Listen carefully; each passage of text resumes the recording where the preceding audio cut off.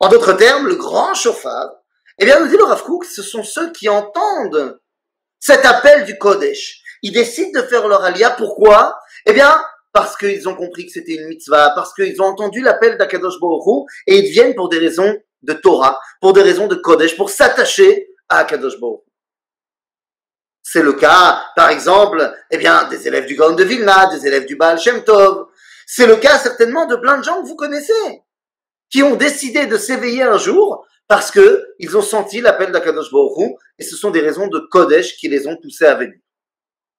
Ça, c'est le grand chauffard. Nous dit le Rav Kook, tout le monde n'entend pas le grand chauffard. Et il y a des gens qui vont entendre le moyen chauffard. C'est quoi le moyen chauffard de la Géoula? Eh bien, nous dit le Rav Kook, c'est cet appel de la volonté d'un peuple à retourner sur sa terre. Ce qu'on appellera en français, eh bien, le sionisme laïque. Cette volonté nationale d'être une nation sur une terre, eh bien, cela, c'est le moyen chauffard. Ce moyen chauffard, c'est donc le sionisme laïque. Certes, il y a des gens qui n'ont pas entendu le grand chauffard, des élèves du Baal Shem Tov, des élèves du Gaon de Vilna, du Rav Kook, de la première Alia de 1882, où ils étaient tous des gens Yirei Shamayim. Mais on a eu ensuite les fondateurs de l'État d'Israël, le sionisme laïque, des gens qui ne sont pas revenus poussés par un esprit de Kodesh, mais qui sont venus parce qu'ils voulaient recréer un peuple comme tous les peuples. Eh bien, ceci, c'est le moyen chauffard. Rappelle le Rav Kook que, bien qu'on préfère le grand, le moyen, non seulement fait la mitzvah, mais on fait aussi la bracha dessus. Et nous dit le Rav Kook, et c'est pour ça que je vous fais cette vidéo ce matin, nous dit le Rav Kook, mais ceux qui n'entendent pas le grand chauffard, et qui n'entendent pas le moyen chauffard, seront obligés par Akadosh Baruch Hu d'entendre le petit chauffard. Il nous dit le Rav Kook, le petit chauffard, c'est quoi?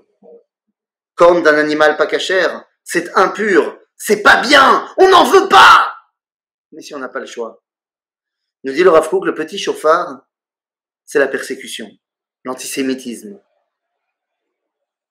Je vous ai dit tout à l'heure que le texte est fou en soi, mais le contexte l'est encore plus. Car nous sommes en septembre 33. Certes, les nazis sont au pouvoir depuis 8 ans, mais j'ai dit, il n'y a encore aucune loi antisémite. Les lois Nuremberg n'arriveront qu'en 1935. La nuit de cristal ne sera qu'en 38. Alors évidemment que tout le monde sait que les nazis n'aiment pas les juifs. Mais de là à se rendre compte de ce qui va arriver. Mais le Rav Kook est à Jérusalem et il le cite. Et il dit dans son texte, aujourd'hui le petit chauffard, il a un nom, il s'appelle Hitler. Et si on ne fait rien, il fera un malheur dans le peuple juif. Et il deviendra Shofaro shel Mashiach, le chauffard du Mashiach, de la Géoula. Et on n'en veut pas de ça, nous dit le Rav Kook. Je vous le dis, on est 6 ans avant la Deuxième Guerre mondiale. On est 7 ans et demi avant la Shoah. Nous dit le Rav Kook, on n'en veut pas. On n'en veut pas de toutes ces persécutions. On n'en veut pas de l'antisémitisme qui pousse les juifs en dehors de Chutz La'aretz de les faire venir en Israël.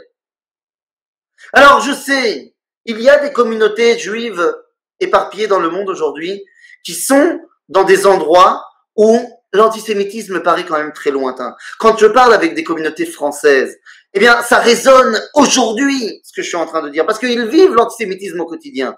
Mais c'est vrai que lorsqu'on parle avec des communautés, eh bien, je sais pas, des États-Unis, du Canada peut-être, d'ailleurs, où on ne ressent pas l'antisémitisme au quotidien. Mais, encore une fois, le Rav Kook dit dans un esprit prophétique, il n'était pas prophète, mais presque, je ne sais pas. Il dit, mais c'est pas la peine d'attendre que ça arrive. Car si on n'entend pas le grand chauffard et qu'on n'entend pas le moyen chauffard, Akadosh Baruch Hu, il veut te ramener. Il sait pas quoi faire. Il te sonne le grand, tu écoutes pas. Il te sonne le moyen, tu écoutes pas. Alors il dit, j'ai pas le choix, je vais faire sonner le petit chauffard. Rappelez-vous Aman. Pourquoi les Juifs ne sont pas rentrés en Israël avec Zerubbabel? Pourquoi sont-ils restés en Perse, nous dit le Talmud? Parce qu'ils étaient bien là-bas. Jusqu'à ce que Aman arrive. Et après Aman, il y a eu une vague d'Alia beaucoup plus importante. Mais est-ce qu'on est obligé de passer par là? Rabotai, est-ce qu'on est obligé de passer par là? Non, on n'est pas obligé. Malheureusement, dans l'histoire juive, on est trop passé par le petit chauffard. Mais Akadosh Baruch Hu nous sonne aujourd'hui le grand et grand chauffard. La Torah est présente. Internet, eh bien, nous a permis de dévoiler une Torah qui vient de Jérusalem et qui arrive dans le monde entier. La Torah est là, l'appel d'Akadosh Baruch Hu est là.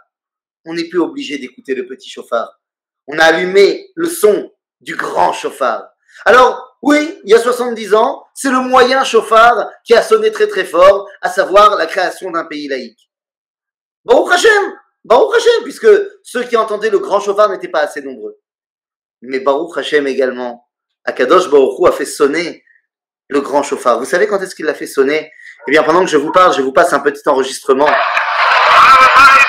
C'est l'enregistrement Har HaBayit Beyadenu en 1967, lorsque les soldats d'Israël libèrent la vieille ville, libèrent le Kotel.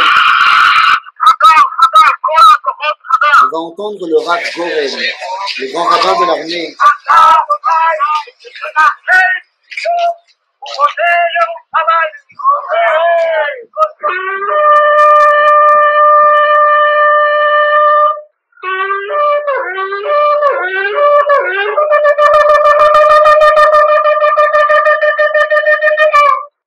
היה ביום ההוא ייתקע בשופר גדול, ייתקע בשופר גדול.